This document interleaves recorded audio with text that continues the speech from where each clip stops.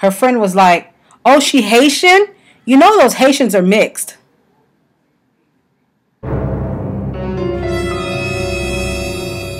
As someone who has branded herself the frustrated Haitian, I wanted to go ahead and touch this subject. Now, of course, we want to blame all of these companies for not advertising and promoting 4B, 4C hair. But we can't blame them. We have to blame ourselves. We have to look in the mirror. Now, if we're here to really speak and be honest, women with my curl pattern or looser are the most popular YouTubers. And women that with tighter curl patterns or no defined curl patterns, the 4B, 4C curl patterns, many of them lust after women's hair that looks like mine.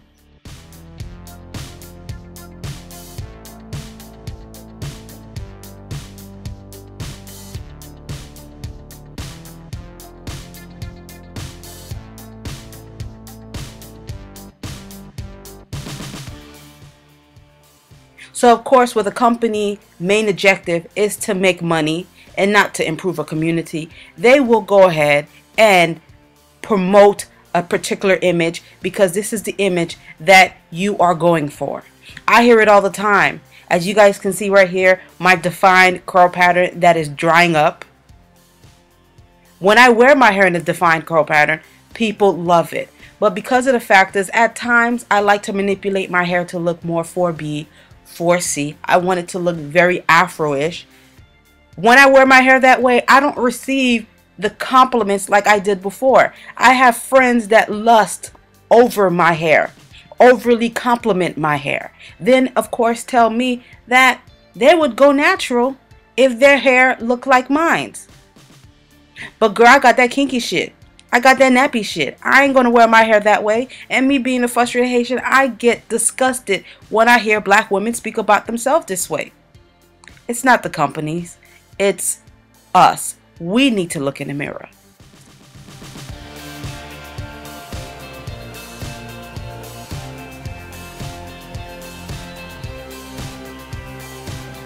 Hey guys, what's going on? Hope all is well with you guys, and welcome to Naturally Olina. And of course, I'm the Olina and Naturally Olina. Now, we're here to talk about texture discrimination. Jouelzy here on YouTube did the video, I think sometime last week.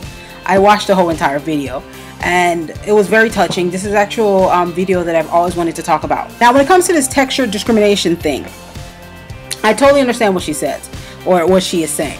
Now, I'm not 4C. I am 4A, 3C, but the way that I wear my hair, no one, a lot of people can't tell what my hair texture is unless I'm wearing it in this defined state.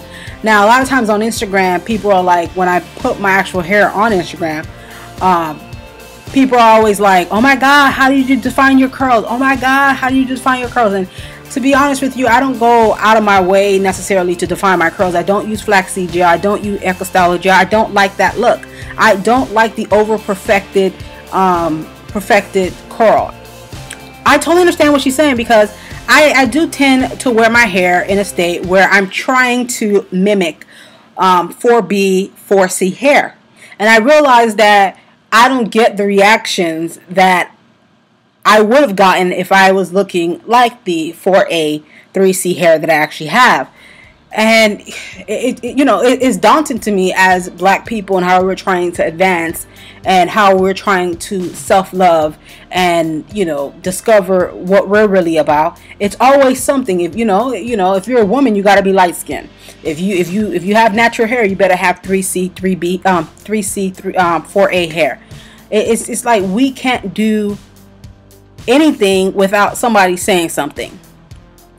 There's a lot of texture discrimination here on YouTube, because I see it, because I see people all the time that even have 4B, 4C hair that looks at other people on YouTube and they're like,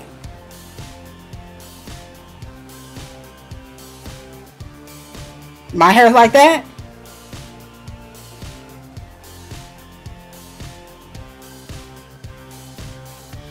I remember I was on Tia Mari, from T and Tamara page, and This girl was like, how do I get my hair to look like like Tia? How do I get my African hair to look like Tia? I'm like, there's no way that you'll ever be able to get your African hair to look like Tia. I'm like, we're trying to grow. We're trying to accept our hair. We're trying to kick the creamy crack. But we pick up another habit. We pick up another habit of, you know, I'm doing a protect this style. So, you know, I wear a weave 11 months out of the year. I am loving my hair, but, you know, I'm slowly doing a twist out to try to make my hair look like hers. You know, or, you know, I'm watching these mixed girls here on YouTube and going to their conferences hoping that I can be like them.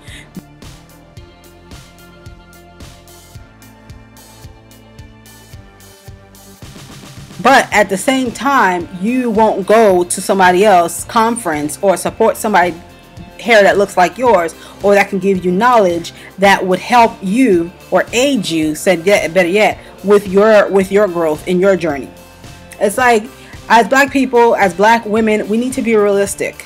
We need to be realistic in the part of stop looking at somebody else and start looking in the mirror and take what information that people give to you and stop, you know, yearning and loving someone else's texture when you can't, when you don't love your own. It's like, why don't you love you? Remember, you know, some of you guys call yourselves Christians. The Lord didn't give you more than you can handle. So why would you think that he made a mistake when he made your strands on your head? Just remember that, guys. Just remember that. Don't fiend over nobody's hair. Don't lust over no one's hair. Don't infatuate over anyone's hair. I'm happy when somebody tells my hair is beautiful, but I hate when the comebacks say my hair will never look like yours. I say, yeah, your hair will never look like mine. But at the same time, your hair will look like yours. And your hair, I'm sure, is equally as beautiful. Nadia,